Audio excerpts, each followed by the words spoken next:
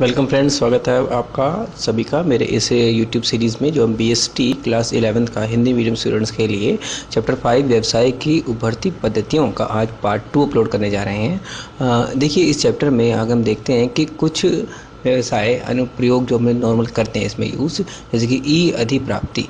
व्यावसायिक फर्मों के मध्य इंटरनेट आधारित विक्रय लेन देन संबंध होते हैं, जिसमें विपरीत नीलामी जो कि अकेले विक्रेता व्यवसायी और अनेक विक्रेताओं के मध्य ऑनलाइन व्यापार को सुगम बनाती है, और अंकीय बाजार स्थलों जैसे कि डिजिटल मार्केट प्लेस बहुत सारे होते हैं आजकल, जो कि क्रेताओं और विक्रेताओं के मध्य ऑनलाइन व्यापार को सुगम बनाते हैं। ये इसमें सम्मिलित होते हैं ई अधिप्राप्ति के अंदर। ई बोली और ई नीलामी आजकल कॉमन हो गया है। बहुत सी खरीदारी वेबसाइटों पर अपने आप मूल्य प्रस्तुत करने की सुविधा होती है, ताकि आप वस्तुओं और सेवाओं के लिए बोली लगा सके, जैसे कि एयरलाइन की टिकटें। ई संचार और ई संवर्धन उन ऑनलाइन सूची पत्रकों का प्रकाशन जो कि वस्तुओं की छवि प्रदर्शित करते हैं, बैनर के द्वारा प्रचार करते हैं, मत सर्वेक्षण करते हैं और ग्राहक सर्वेक्षण इत्यादि सम्मिलित होते हैं, मतलब कि प्रमोशन के लिए। ई सपुर्दगी, इसमें कंप्यूटर सॉफ्टवेयर, फोटो, वीडियो, पुस्तकें और पत्रिकाएं, ई पत्रिकाएं और अन्य मल्टीमीडिया सामग्री को कंप्यूटर प्रयोगकर्ता को इलेक्ट्रॉनिकली सपुर्दगी कर दी जाती है। जैसे कि मतलब उसको ऑनलाइन ही हमने डिलीवर कर दिया उसका ई कॉपी। ई व्यापार, इसमें प्रतिभूति व्यापार, अंशों एवं अन्य वित्तीय प्रपत्रों का ऑनलाइन क्रय और विक्रय सम्मिलित होता है। उदाहरण के लिए शेरखान.com अपने नाम जरूर सुना होगा, भारत की एक विशालतम ऑनलाइन व्यापार फर्म है। अब देखिए, इन दोनों में डिफरेंस बताया है कि पारंपरिक व्यापार और ई व्यवसाय के अंदर अंतर क्या है। निर्माण में आसानी, जैसे कि इसमें तो बहुत ज़्यादा पारंपरिक में तो मुश्किल होती है और इसमें सरल है। भौतिक उपस्थिति इसमें आवश्यक है, इसमें कोई ज़रूरी नहीं है, हो ना हो क्या फ़र्क पड़ता है, सब ऑनलाइन चलता है। फिर इसमें कच्चे माल के स्रोत तथा उत्पादन के लिए बाजार की संभावना होती है, जबकि इसमें ऐसा कुछ नहीं होता। प्रचालन लागत में अधिप्राप्ति और संग्रहण यानी कि उत्पादन, विपणन और वितरण सुविधाओं में निवेश से संबंधित स्थायी दायित्वों के कारण उच्च लागत होती है, जबकि इसमें निम्न लागत, क्योंकि भौतिक सुविधाओं की कोई आवश्यकता इसमें नहीं होती। पूर्तिकर्ता एवं ग्राहकों के संपर्क की प्रकृति, इसमें परोक्ष मध्यस्थों की द्वारा होती है, इसमें डायरेक्ट हो जाती है प्रत्यक्ष रूप से। फिर आंतरिक संचार की प्रकृति, इसमें लंबी अवधि होती है और इसमें तुरंत और तत्काल हो जाता है।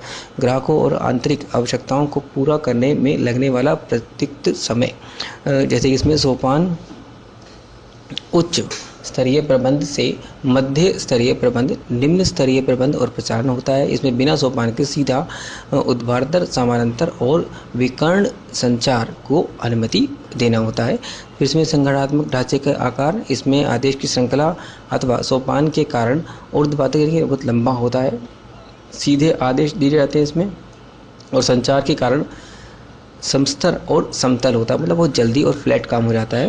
व्यावसायिक प्रक्रियाएं एवं चक्र की लंबाई, अनुक्रमिक पूर्वता, कर्मानुसार संबंध, अर्थात क्रय, उत्पादन, प्रचालन, विपणन, विक्रय चेन्स होती हैं, इसलिए व्यवसाय प्रक्रिया चक्र लंबा होता है इसमें, जबकि इसमें छोटा होता है। क्यों? क्योंकि विभिन्न प्रक्रियाओं की सहकालिकता व्यवसाय प्रक्रिया चक्र इसलिए छोटा होता है।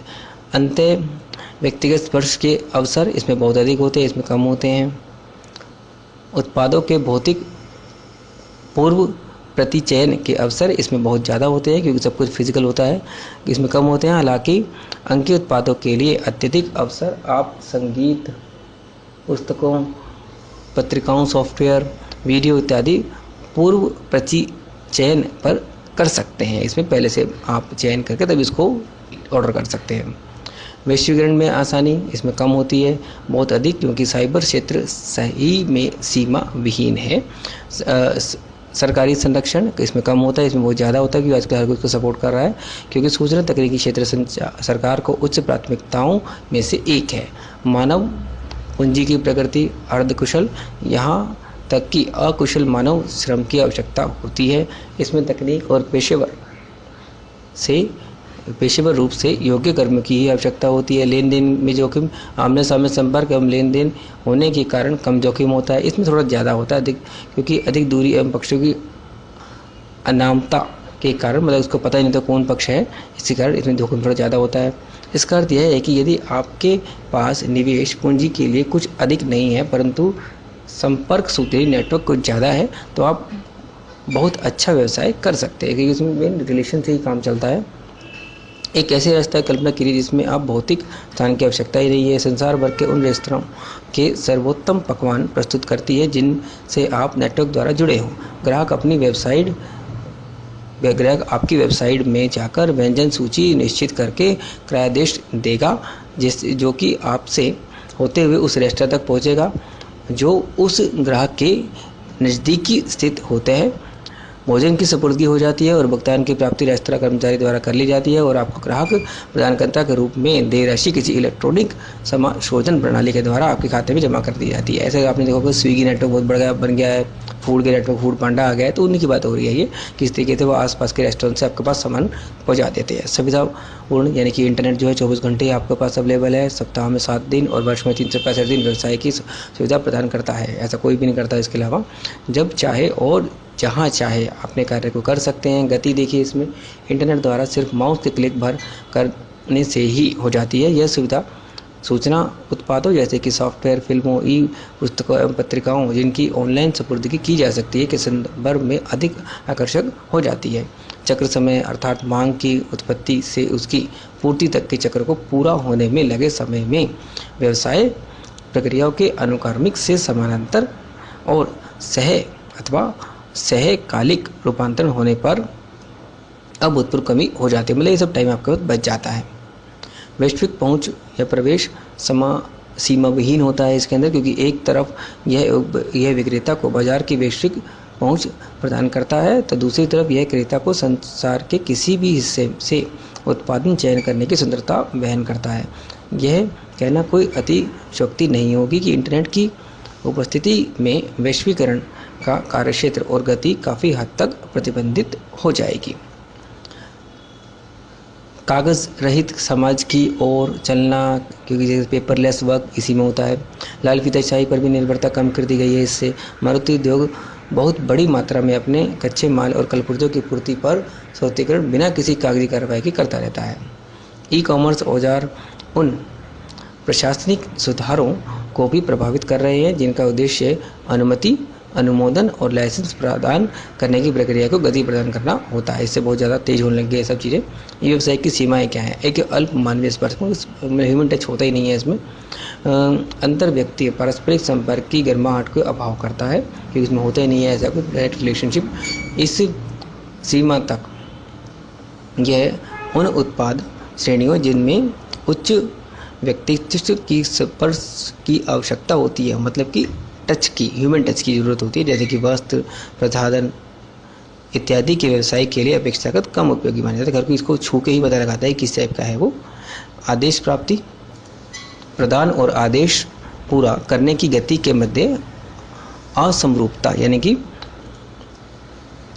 सूचना माउस से क्लिक करने मात्र से प्रभावित हो जाती है, लेकिन वस्तु की भौतिक सपुर्दगी में समय लग सकता है। हो सकता है कि फिजिकली वहाँ पे पहुँचना बहुत मुश्किल हो, डिलीवर करना। कम असमरूपता ग्राहक के सब्र पर भारी पड़ सकती है। कई बार तकनीकी कारणों से वेबसाइट खुलने में असामान्य रूप से अधिक समय लग जाता है, ऐसा भी होता है। ई व्यवसाय के पक्षों में तकनीकी क्षमता और सामर्थ्य की आवश्यकता होती है। इस व्यवसाय में सभी पक्षों को कंप्यूटर के संचार से उच्च कोटि के परिचय की आवश्यकता होती है और तभी वह इसमें व्यवसाय कर पाएगा। और यही आवश्यकता समाज के विभाजन, जिसे कि अंकीय विभाजन कहा जाता है, के लिए उत्तरदायी होती है, जिसमें समाज का अंकीय तकनीक से परिचालन से परिचितता और अपरिचितता के आधार पर विभाजन किया जाता है कि ये लोग जानते हैं ये चीज़, वो लोग नहीं जानते। पक्षों की अनामता और उन्हें ढूंढ पाने की अक्षमता के कारण जोखिम में वृद्धि हुई है। मतलब कि जो भी ऑर्डर कर रहा है उसके बारे में आपको डायरेक्टली नहीं पता है। इंटरनेट लेन देन साइबर व्यक्तियों के मध्य होते हैं, ऐसे में पक्षों की पहचान सुनिश्चित करना बहुत मुश्किल हो जाता है। कोई यह भी नहीं जान सकता कि पक्ष किस स्थान से प्रचालन कर रहे हैं। यह जोखिम भरा होता है, इसलिए इंटरनेट पर लेन देन भी जोखिम भरा होता है। गुप्त सूचनाओं के बाहर निकलने, जैसे क्रेडिट कार्ड विवरण की जानकारी कई लोग चुरा लेते हैं, जैसे अतिरिक्त खतरे भी हो सकते हैं। सूचना प्रौद्योगिकी अधिनियम इसके लिए बनाया गया 2000 कागज रहित समाज के लिए राह तैयार करना। व्यवसाय जगत और सरकारी क्षेत्र में कागज रहित लेन देन की संभावना को पेपरलेस जिसे हम कहते हैं बनाया गया है। इलेक्ट्रॉनिक अभिलेखों की कानूनी मान्यता की गई है। यदि ऐसी सूचना अथवा विशेष सामग्री इलेक्ट्रॉनिक रूप से प्रस्तुत की जाती है अथवा उपलब्ध कराई जाती है और बाद में संदर्भ हेतु उपयोग में उपलब्ध रहती है। इनके डिजिटल हस्ताक्षरों की कानूनी मान्यता आजकल हो गई है, हस्ताक्षर भी ऑनलाइन किए जाने लग गए हैं। यदि ऐसी सूचना एवं अथवा विषय सामग्री अंकीय हस्ताक्षर द्वारा प्रमाणित हो तथा यह हस्ताक्षर उस तरीके से किए गए हों जिस प्रकार से केंद्र सरकार ने निर्धारित किए, तो वो पूरे मान्य होंगे। इलेक्ट्रॉनिक अभिलेखों और अंकीय हस्ताक्षरों का सरकार एवं दूसरी एजेंसी द्वारा उपयोग किया जाना एक विशेष प्रकार से धन की प्राप्ति एवं भुगतान करने में व्यवस्था देता है। तो ऐसा होते हुए भी उस समय प्रचलित किसी अन्य कानून में समाविष्ट ऐसी आवश्यकताएं संतुष्ट मानी जाएंगी यदि वह जमा कराने, स्वीकृति जारी करने, प्राप्ति अथवा भुगतान करना जैसा कि मामला हो में उस इलेक्ट्रॉनिक माध्यम से प्रभावी होगा, जैसा कि सरकार द्वारा निर्धारित किया है। जो सरकार ने बनाया उन सबको मान्य रखेगा। इलेक्ट्रॉनिक अभिलेखों का प्रतिधारण यानी कि यदि यह प्रपत्र, अभिलेख अथवा सूचना इलेक्ट्रॉनिक रूप से संभाल कर रख सकते हो तो वो पूरा का पूरा इसमें शामिल होगा। वायरस और हैकिंग की समस्या भी इसमें आ जाती है, जैसे इनके बारे में आपने अवश्य सुना होगा। यदि नहीं तो इनका विवेचन हम ऑनलाइन व्यवसाय में आगे करते रहेंगे। मतलब वायरस और हैकिंग की सुविधा आपने सुनी होगी कि जो प्रॉब्लम हो जाती है इस सुविधा की वजह से वायरस आ जाते हैं, फिर हैकिंग हो जाती है, तो वो भी इसमें एक सीमा के अंदर ही आता है। जन प्रतिरोध कार्य करने के नए तरीके तनाव एवं असुरक्षा की भावना पैदा करते हैं। इसके परिणाम स्वरूप लोग संस्था के ई व्यवसाय के प्रवेश की योजना का विरोध भी करते हैं। नैतिक पतन, आजकल कंपनियां आपके द्वारा प्रयोग की गई कंप्यूटर फाइलों, आपके ईमेल खातों, वेबसाइट जिन पर आप जाते हैं और ऐसी अन्य जानकारियों के लिए एक विशेष सॉफ्टवेयर जैसे कि इलेक्ट्रॉनिक आई का प्रयोग करते हैं। ऐसा आजकल हो गया है। सेवाओं के बावजूद भी ई कॉमर्स एक साधन ही है। आज के टाइम में बहुत लोग यूज़ कर रहे हैं। निम्न स्पर्श की समस्या से उभरने के लिए वेबसाइट अब ज़्यादा से ज़्यादा अभी बता रहे हैं कि मतलब जो प्रॉब्लम्स आ रही थी उनको कैसे वो सॉर्ट आउट कर रहे हैं, जीवंत हो रही है। संचार तकनीक इंटरनेट के द्वारा संचार की गति, गुणवत्ता में लगातार वृद्धि कर रही है। उदाहरण स्वरूप ऐसी व्यू रचनाओं की ओर उन्मुख होना जैसे कि भारत के गांवों और ग्रामीण क्षेत्रों में सरकारी संस्थाओं, गैर सरकारी संस्थाओं और अंतर्राष्ट्रीय संस्थाओं के सम्मिलित प्रयासों से सामुदायिक टेली केंद्रों की स्थापना किए जाना, ऐसा आजकल हो गया है ताकि वो लोग जल्दी वहाँ पे भी इसका इस्तेमाल कर सकें। यह आवश्यक है कि हम अपने आप को इस बात से परिचित बनाएं कि ई कॉमर्स किस प्रकार से किया जाता है। ये जरूरी है इसको समझना। ऑनलाइन लेन देन में देखिए, कोई भी ऑनलाइन लेन देन में 3 अवस्थाओं की कल्पना कर सकते हैं। पहली, क्रय पूर्व विक्रय, मतलब कि क्रय से पहले विक्रय अवस्था, जिसमें प्रचार एवं सूचना जानकारी शामिल है, यानी कि उसका विज्ञापन करना। दूसरी, क्रय विक्रय अवस्था, जिसमें मूल्य, मोल भाव, क्रय विक्रय लेन देन को अंतिम रूप देना और भुगतान इत्यादि शामिल है। तीसरी, इसमें सपुर्दगी मतलब डिलीवरी करना।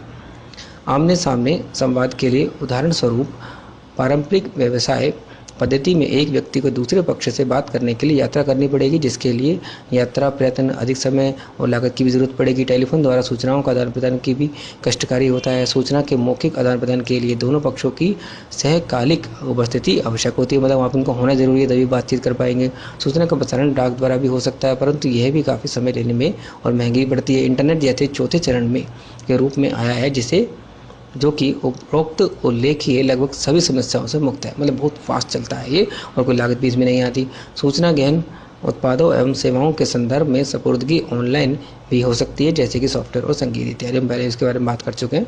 पंजीकरण मतलब रजिस्ट्रेशन। ऑनलाइन खरीदारी से पूर्व व्यक्ति को एक पंजीकरण फॉर्म भरकर, मतलब कि लॉगिन फॉर्म जो होता है, ऑनलाइन विक्रेता के पास पंजीकरण करवाना पड़ता है। पंजीकरण का अर्थ है कि आपका ऑनलाइन विक्रेता के पास एक खाता है।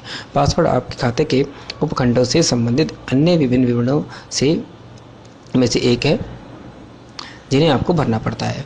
आदेश प्रक्षेपित करना यानी कि शॉपिंग कार्ट खरीदारी, यानी कि गाड़ी ट्राली जो बन जाती है आपके वहाँ पे शॉपिंग की कार्ड बन जाती है पूरी, में आप किसी भी वस्तु को चुन सकते हैं और छोड़ भी सकते हैं। शॉपिंग कार्ट उन सबका ऑनलाइन अभिलेख होता है जिनको आपने ऑनलाइन भंडार स्टोर पर ढूंढते समय चुना होगा, मतलब वो जैसे आप टोकरी दिखा देते हैं वहाँ पे उसमें रखे हुए दिखाई देते हैं उसको। भुगतान तंत्र अनेक विधियों से किया जाता है, जैसे कि सपुर्दगी के समय नकद, कैश ऑन डिलीवरी जिसे हम कहते हैं। ऑनलाइन आदेशित वस्तुओं के लिए नकद में भुगतान वस्तुओं के भौतिक सपुर्दगी के समय भी किया जा सकता है। चेक से भी आप पेमेंट कर सकते हो। ऑनलाइन विक्रेता ग्राहक के पास से चेक उठाने का भी बंदोबस्त कर सकता है। नेट बैंकिंग हस्तांतरण आजकल कॉमन है। ग्राहकों को इंटरनेट के कोषों में इलेक्ट्रॉनिक हस्तांतरण की सुविधा प्रदान करते हैं, जिसमें IMPC आपने सुना होगा इसके बारे में, NEFT और RTGS भी सम्मिलित हैं। क्रेडिट और डेबिट कार्ड से भुगतान आप कर सकते हो। प्लास्टिक मुद्रा के रूप में इसको जाना जाता है। रूप में विख्यात ये कार्ड ऑनलाइन लेन देनों में सर्वाधिक उपयुक्त माध्यम। सबसे ज़्यादा लोग इसी को प्रेफर करते हैं, क्रेडिट और डेबिट कार्ड को। लगभग 95% ऑनलाइन लेन देन इनके द्वारा ही क्रियान्वित होते हैं। क्रेडिट कार्ड को भुगतान के तरीके के रूप में स्वीकारने के लिए विक्रेता को पहले उसके ग्राहक के क्रेडिट कार्ड संबंधित सूचना प्राप्त करने में सुरक्षित साधनों की आवश्यकता होती है। क्रेडिट कार्ड द्वारा भुगतान का प्रसंस्करण या तो हस्तचल मतलब कि हाथ से लिखा हुआ या फिर ऑनलाइन प्राधिकृत प्रणाली द्वारा किया जाता है, जैसे कि SSL प्रमाण पत्र ऐसा होता है आजकल। अंकीय डिजिटल नकद यह इलेक्ट्रॉनिक मुद्रा का एक रूप है जिसका अस्तित्व केवल साइबर स्थान मतलब कि साइबर स्पेस पे ही होता है, जो ऑनलाइन मनी होती है। इस तरह की मुद्रा के कोई व्यावसायिक भौतिक गुण नहीं होते। सबसे पहले आपको बैंक में एक राशि का भुगतान करके, जैसे कि चेक, ड्राफ्ट इत्यादि द्वारा करना होगा, जो कि इस अंकीय नकद के समतुल्य होगी, मतलब उसके बराबर की राशि होगी जिसे आप अपने पक्ष में जारी करवाना चाहते हैं। इसके बाद कि ई-नकद में लेन देन करने वाले बैंक आपको एक विशेष सॉफ्टवेयर भेजेगा, जो कि आपको बैंक में स्थित अपने खाते के अंकीय नकद निकासी की अनुमति प्रदान करेगा। तब आप अंकीय कोषों द्वारा का प्रयोग वेबसाइट पर क्रय करने में कर सकते हैं। अब ई लेन देनों की सुरक्षा और बचाव से रिलेटेड भी कुछ बातें की गई हैं इस चैप्टर में, जैसे कि ई व्यवसाय के जोखिम कौन से होते हैं। ऑनलाइन लेन देन मौखिक विनिमय लेन देनों से भिन्न अनेक जोखिमों की ओर उन्मुक्त होते हैं, जैसे कि ऑनलाइन लेन देनों में इन जोखिमों को उच्च संभाव्यता के कारण, मतलब संभावना ज़्यादा होने के कारण ई व्यवसाय में सुरक्षा और बचाव के मुद्दे बहुत अधिक महत्वपूर्ण बन गए हैं। लेन देन की जोखिम देखिए, विक्रेता इस बात के लिए मना कर सकता है कि ग्राहक ने उसे कभी आदेश प्रेषित किया था, और ग्राहक यह मना कर सकता है कि उसने कभी विक्रेता को आदेश प्रेषित किया था, क्योंकि फिजिकली तो वो दोनों मिले ही नहीं है। वांछित सुपुर्दगी ना हो पाना, वस्तुओं की सुपुर्दगी गलत पते पर हो जाना, अथवा आदेश में से अलग भिन्न वस्तुओं की सुपुर्दगी होना, मतलब कि सामान ही अलग आपको भेजा दिया गया है। हालांकि इसके रिगार्डिंग आजकल बहुत ज़्यादा ऑनलाइन फीडबैक वगैरह देने पे और ऑनलाइन कंप्लेंट करने पे इन सब का समाधान होने लग गया है। विक्रेता पूर्ति की गई वस्तुओं के लिए भुगतान प्राप्त नहीं कर पाया जो हो, जबकि ग्राहक दावा करे कि उसने तो भुगतान कर दिया है, ऐसा भी झूठ बोल सकता है वो। इस तरह की स्थिति में पंजीकरण के समय पहचान और स्थिति पते की जांच द्वारा और आदेश स्वीकृति एवं भुगतान वसूली के लिए एक प्राधिकार प्राप्त कर बचा जा सकता है। उदाहरणतः यह सुनिश्चित करने के लिए कि ग्राहक ने पंजीकरण फॉर्म में अपना सही विवरण प्रविष्ट किया है, विक्रेता इसे कुकीज़ से सत्यापित भी कर सकता है। कुकीज़ जो होती है इंटरनेट ब्राउज़र के पीछे बनती है, उससे भी वो प्रमाणित कर सकता है उसे।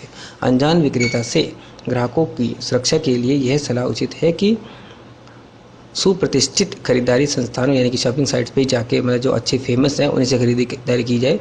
ईबे जैसी वेबसाइट विक्रेता की श्रेणी रेटिंग तक उपलब्ध करवा सकती है। आज के टाइम में ऐसा होने लग गया है। तो यहाँ से अब नेक्स्ट वीडियो में डिस्कस करेंगे आगे इस चैप्टर को। चैप्टर थोड़ा लंबा है। तो थैंक यू फ्रेंड्स। अगर आपको तो कोई वीडियो पसंद आता है तो लाइक ज़रूर कीजिए, चैनल को सब्सक्राइब कीजिए, ज़्यादा शेयर कीजिए अपने फ्रेंड्स के साथ, कमेंट कीजिए। अगर कोई प्रॉब्लम है तो मैं ज़रूर उसका समाधान जल्द से जल्द करूँगा।